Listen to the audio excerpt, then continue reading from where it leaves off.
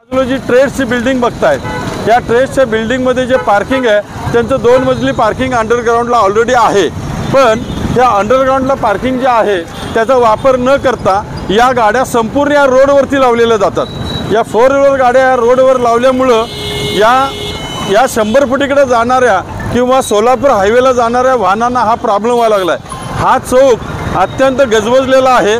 या चौकामध्ये दुकानं वगैरे जास्त आहेत, मोठमोठ्या बेकरी वगैरे आहेत, कॉलेजच्या विद्यार्थ्यांची संख्या जास्त आहे, त्यामुळं हा प्रॉब्लेम निर्माण झालेला आहे। तर माननीय आमदार सुधीरदादा गाडगीळ यांना मी विनंती करतो की दादा तुम्ही परवा या चौकामध्ये हे सर्कल उभा करण्यासाठी एक तुम्ही नियोजन केलेलं आहे, आता त्याचं काम चालू आहे, पण हा जो रोड आहे हा तुम्ही मंजूर केलेला आहे। ऑलरेडी हा रोड मंजूर आहे, पण मी म्हणतो या हलदार चौकापासून ते 100 फुटीपर्यंत अतिक्रमणं वगैरे सगळे काढलेले आहेत, ड्रेनेज व्यवस्था झालेली आहे।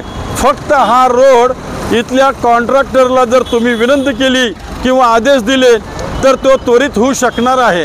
तर मी सुधीरदादांना जी विनंती केली आहे ते दादा माझी विनंती मान्य करतील आणि ही जी समस्या हा जो रोड आहे तो ऑलरेडी मंजूर आहे, त्या कॉन्ट्रॅक्टरनं करावा अशी मी विनंती करतोय।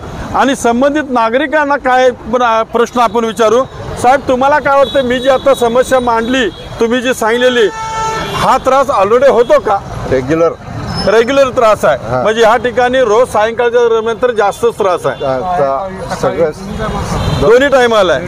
बरं हे खड्डा किती दिवसापूर्वीपासून आहे? ते जवळजवळ नाही म्हटलं 1 महिना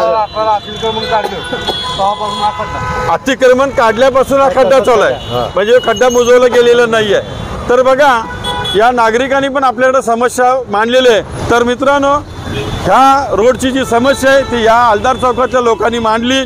मी सुधीरदादा गाडगीळांना पुन्हा एकदा हात जोडून विनंती करतो की दादा या लोकांची मागणी पूर्ण करा, या लोकांनीच तुम्हाला आमदार केलेला आहे, त्यामुळे हा रोड व्यवस्थितरित्या करून घ्यावा अशी माझी विनंती आहे। धन्यवाद।